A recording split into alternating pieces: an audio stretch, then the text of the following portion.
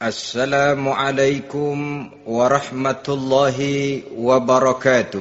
Waalaikumsalam warahmatullahi wabarakatuh. Bismillahirrahmanirrahim. Alhamdulillahi rabbil alamin. Wassalatu wassalamu ala ashrafil anbiya'i wal mursalin.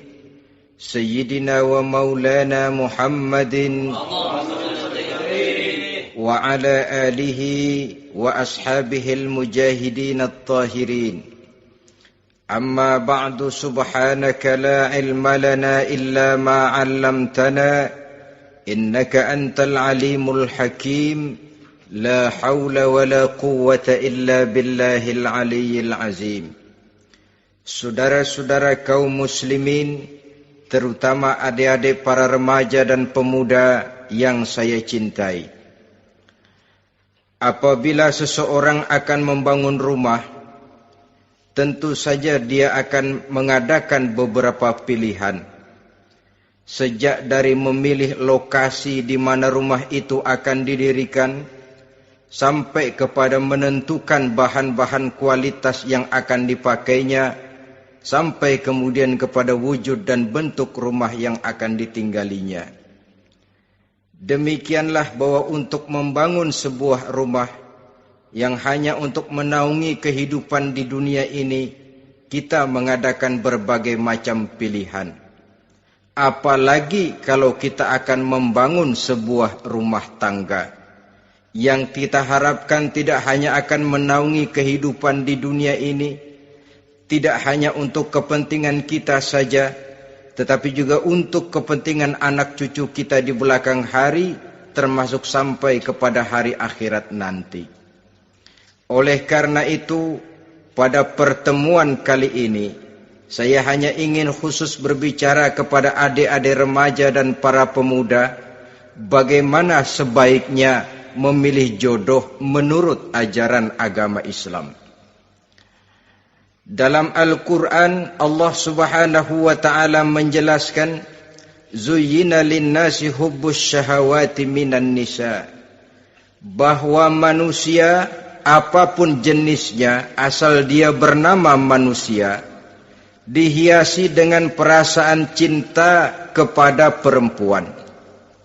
Jadi sejak dahulunya secara fitrah, laki-laki senang kepada perempuan, sebagaimana perempuan pun senang kepada laki-laki. Dihiasi rasa cinta ini dalam kehidupan manusia. Dan oleh karena adanya rasa cinta, berkembanglah segala macam persoalan. Sehingga seorang ahli cinta pernah berkata, cinta adalah 5 huruf yang membuat persoalan tidak akan pernah selesai. 5 huruf yang membuat persoalan tidak akan pernah selesai-selesai. Tetapi dalam kehidupan sehari-hari sering kita saksikan bahwa cinta ini bisa mendorong, memberikan motivasi yang baik, dan cinta ini pun bisa juga memberikan dorongan yang tidak baik. Oleh karenanya, apabila cinta itu ibarat setetes embun yang jatuh di bumi yang subur, akan tumbuhlah di atasnya aneka ragam bunga-bungaan yang harum semerbak, indah, mewangi, sedap dipandang orang, menebarkan rasa aman, damai, sentosa, dan begitu selanjutnya. Tapi jika cinta itu jatuh di hati yang gersang dan tandus, tidak ada yang akan dapat tumbuh di sana selain sirih memanjat batu, kuning daunnya, lemah gagangnya, maka cinta yang semacam itu tidak akan memberikan dorongan positif kepada seseorang di dalam kehidupannya. Maka lebih dahulu kita akan membicarakan cinta dalam artian yang positif ini, untuk nanti sampai kepada perempuan yang bagaimana yang harus kita cintai, atau laki-laki yang bagaimana yang harus dicintai oleh seorang perempuan. Saudara hadirin yang saya hormati, cinta dalam artian yang positif, pertama, dia selalu mendatangkan keindahan. Yang kedua, cinta itu memberikan energi atau semangat untuk berjuang. Dan yang ketiga, cinta itu selalu membawa resiko dalam bentuk pengorbanan. Maka cinta yang positif pertama melahirkan keindahan. Disinilah orang memerlukan filter atau saringan. Sebab keindahan yang didasarkan karena cinta itu merupakan satu keindahan yang relatif saja. Boleh jadi karena indah orang jadi cinta, boleh juga jadi karena cinta segala sesuatu terasa jadi indah. Namun bagaimanapun juga, kalau hati sudah diliputi oleh rasa cinta, segalanya akan terasa menjadi indah. Cinta itu adalah keindahan. Yang kedua, cinta itu energi, melahirkan dorongan dan semangat. Yang lemah bisa menjadi kuat, yang takut bisa menjadi berani, yang jauh jadi terasa dekat. Itu semua karena dorongan cinta. Dan dari energi ini lahirlah yang ketiga, bahwa cinta adalah pengorbanan. Sehingga orang berkata, berani bercinta artinya harus berani berkorban. Takut berkorban, jangan bercinta. Kalau cinta ini kita salurkan kepada nilai-nilai agama umpamanya, yang pertama, cinta mendatangkan keindahan. Kita cinta kepada agama, maka apapun yang diperintahkan oleh agama akan terasa menjadi indah. Solat akan terasa menjadi indah. Puasa terasa menjadi indah. Zakat terasa menjadi indah. Jihad pun akan terasa menjadi indah. Persis kalau kita cinta kepada seorang gadis. Jika kita cinta kepada seorang gadis, apanya saja akan kelihatan menjadi indah. Jalannya terasa indah, lenggang-lenggoknya terasa indah, suaranya merdu padahal cemprengnya bukan main. Seluruhnya akan mendatangkan keindahan karena dasarnya sudah cinta. Cinta membawa kepada keindahan. Yang kedua, cinta itu melahirkan energi. Orang yang cinta kepada agama akan lahir tenaga dan semangatnya melaksanakan ibadah, melaksanakan puasa, melaksanakan zakat, melaksanakan solat, melaksanakan haji, bahkan melaksanakan jihad sekalipun. Cinta selamanya menimbulkan energi dan semangat. Sama saja dengan kita apabila jatuh cinta kepada seorang gadis, walaupun rumahnya jauh, katanya, gunung pun akan kudaki, lautan pun kuseberangi. Untuk apa itu? Untuk menemui apa yang kita cintai. Cinta selamanya melahirkan energi. Capek tidak terasa, lelah tidak terasa, semuanya tertutup oleh keindahan yang bernama cinta. Lalu yang ketiga, cinta membawa pengorbanan. Apabila kita cinta kepada agama, maka pengorbanan terhadap apapun yang diminta oleh agama, baik itu pengorbanan waktu, tenaga, pikiran, harta, bahkan pengorbanan nyawa sekalipun, kita tidak akan berat melaksanakannya karena cinta kita kepada agama yang kita anut ini. Demikian juga cinta kita kepada seorang perempuan akan membuat kita rela berkorban. Apapun yang dia minta, jangankan kita tidak mampu, kita tidak mampu sekalipun, kita masih berusaha untuk mampu guna memenuhi tuntutan si buah hati belahan jantung. Kadang-kadang malam minggu si doi ngajak nonton, umpamanya duit tidak ada, gajian belum, kerja enggak. Timbullah inisiatif, entah sepatu kita jual ke tukang loa, entah celana mampir dulu ke tempat lain. Yang penting kita berkorban untuk memenuhi permintaan si buah hati belahan jantung. Ketika itu pengorbanan sudah tidak kita rasakan lagi. Bahkan pengorbanan yang paling pedih sekalipun, dalam gurau, dalam bercanda misalnya, dicubit kita oleh kekasih kita, pedih bukan main, terkelupas kulit, mengalir darah, bukan nangis, nyengir. malah kadang-kadang minta tambah dicubit lagi. Itulah romantikanya cinta, sanggup membuat orang berkorban, melahirkan energi dan semangat, menambah keindahan dalam kehidupan, sepanjang dia dalam artian yang positif. Kalau demikian masalahnya, di dunia yang penuh dengan perbenturan nilai sekarang ini, orang sering salah jalan bagaimana memilih jodoh untuk membangun rumah tangga yang bahagia. Jangan lupa bahwa membangun rumah tangga ini bukan hanya untuk 1-2 bulan, bukan hanya untuk 1-2 tahun, bahkan bukan cuma untuk kehidupan dunia, lebih daripada itu pun untuk menunjang kebahagiaan di akhirat. Oleh karenanya, memilih jodoh bukan satu hal yang mudah, bukan satu hal yang bisa dilaksanakan sambil lalu, tetapi memerlukan penelitian, memerlukan pengamatan yang mendalam. Apa petunjuk agama tentang itu? Dengan kata lain, bagaimana seharusnya seseorang memilih jodoh dalam kehidupannya? Ini tentu saja sumbangan moral buat adik-adik remaja dan para pemuda yang lagi kebingungan memilih jodoh, atau barangkali buat bapak-bapak yang kepengen nambah lagi.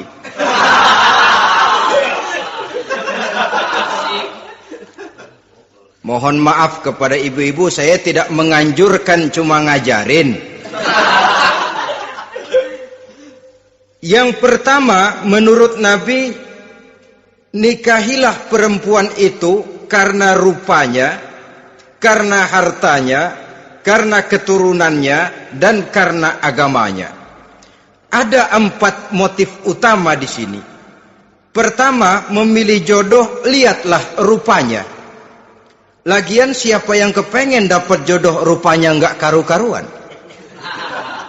Cari rupa yang cantik, indah, dan menawan. Namun jangan lupa, saya katakan di zaman di mana sering terjadi benturan nilai seperti sekarang ini, orang sulit untuk mendapatkan keaslian. Di mana teknologi sudah sedemikian canggih, di mana ilmu kedokteran sudah sedemikian maju, maka berbagai macam rupa bisa dibentuk dengan apa yang dinamakan operasi plastik misalnya.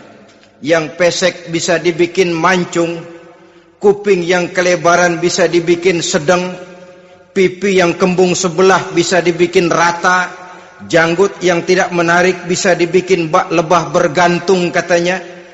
Oleh karena itu, kalau pilihan hanya tertuju kepada rupa yang cantik saja semata-mata, kita sudah melakukan satu kesalahan yang sangat besar. Sebab apa?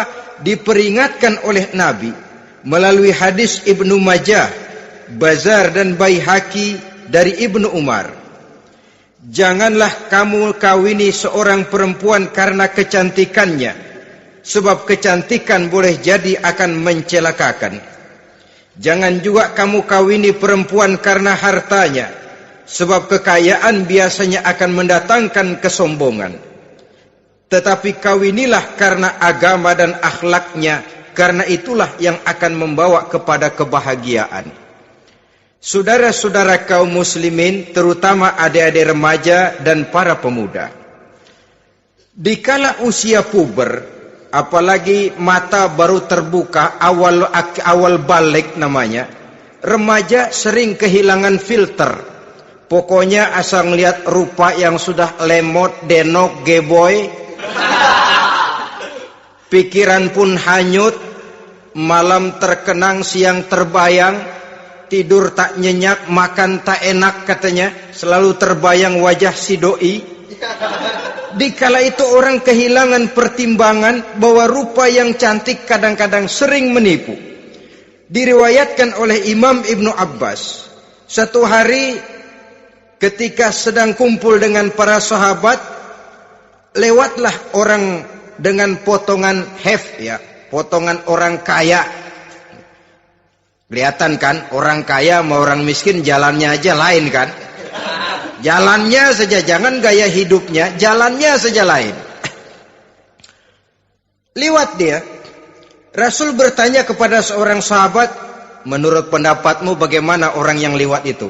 Kata sahabat, oh, yang lewat ini ya Rasul, kalau dia meminang perempuan pasti diterima. Kalau dia menolong orang pasti berhasil. Kalau dia ngomong pasti didengerin. Kenapa? Orang kaya. Orang kaya ya Rasul.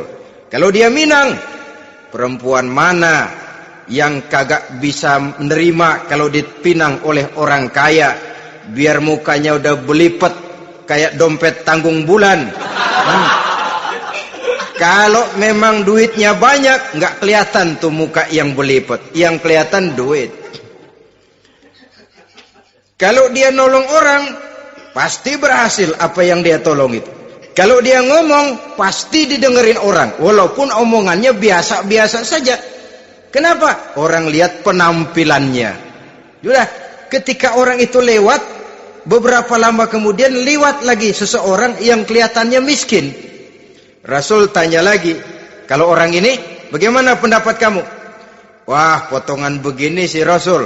Kalau dia minang, orang tolak. Siapa yang mau kawin sama kere begini? Kalau dia nolong orang, pasti nggak berhasil. Kalau dia ngomong, kagak bakalan ada yang mau dengerin. Siapa yang mau dengerin orang susah ngomong?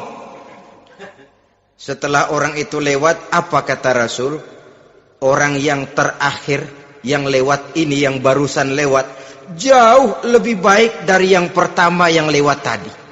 Jauh lebih baik. Maksud dari ucapan ini, Rasul sebenarnya mendidik para sahabat jangan tertipu oleh penampilan. Sebab penampilan tidak selamanya mencerminkan keaslian. Apalagi di zaman sekarang, salon di mana-mana bejibun. Alis mata bisa dibikin, pipi bisa dicat. Yang pinggir kuning, yang tengah merah, di sebelah merah ada yang kehitam-hitaman, persis orang kepentok tiang listrik.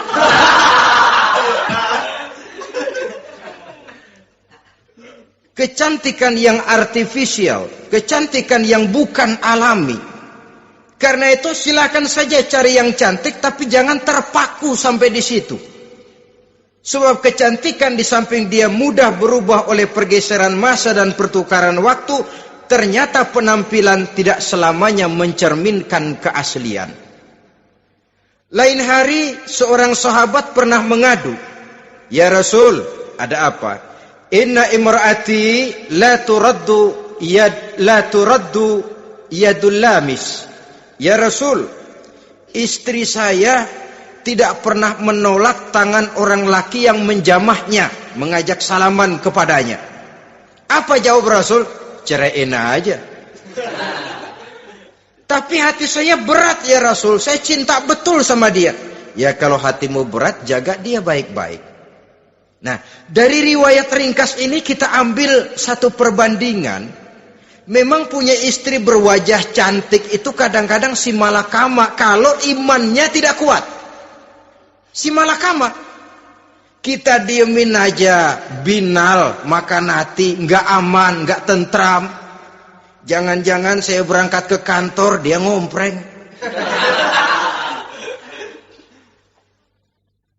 Buah si malakama, seperti orang tadi, ya Rasul. Istri saya kelihatannya, sebenarnya tidak negatif maksudnya ini. Cuma bersalaman, tapi terlalu ngobrol. La turaddu yadul lamis. Tidak pernah menolak orang yang ngajak salaman. Ya sekedar salaman. Tapi kan awalnya dari salaman. Kalau sudah salaman kan strum bisa ngederdet dari tangan situ. Kata Rasul sederhana saja. Ya kalau memang begitu ceraiin. Saya nggak kuat Rasul. Saya cinta betul sama dia. Kalau kau tak kuat berpisah dengan dia, jagalah dia baik-baik. Ajar, didik, tanamkan rasa keagamaan di dalam hatinya. Saudara-saudara kaum muslimin, jadi rupa yang cantik tanpa didasari oleh nilai-nilai agama akan membuat seorang suami di rumah tangganya seperti si malakama. Seperti berhadapan dengan buah si malakama kalau tidak diiringi dengan nilai-nilai moral yang luhur dan bekal agama yang tangguh. akan pergi jauh dari rumah rasanya tidak aman, sedangkan di rumah saja siapa yang akan mencari nafkah, dan begitu selanjutnya. Orang tadi jelas berhadapan dengan buah si malakama, didiamkan, makan hati. Sebab maaf, kalau seorang suami sudah tidak punya rasa cemburu terhadap istrinya, itu kan yang disebut dayus. Dan dayus itu jangankan masuk surga, bau surga saja dia tidak dapat. Tapi cemburu dalam artian bukan cemburu buta, cemburu dalam artian yang wajar. Dia cemburu, akan dikerasi takut kalau istrinya minta cerai, sedangkan dia cintanya sudah kadung medok bener. Si malakama jadinya. Nah, ini juga satu riwayat yang memberikan gambaran kepada kita. Pilihan, silakan cari rupa yang cantik saja, cari yang cantik. Tapi kalau itu dijadikan motif utama tanpa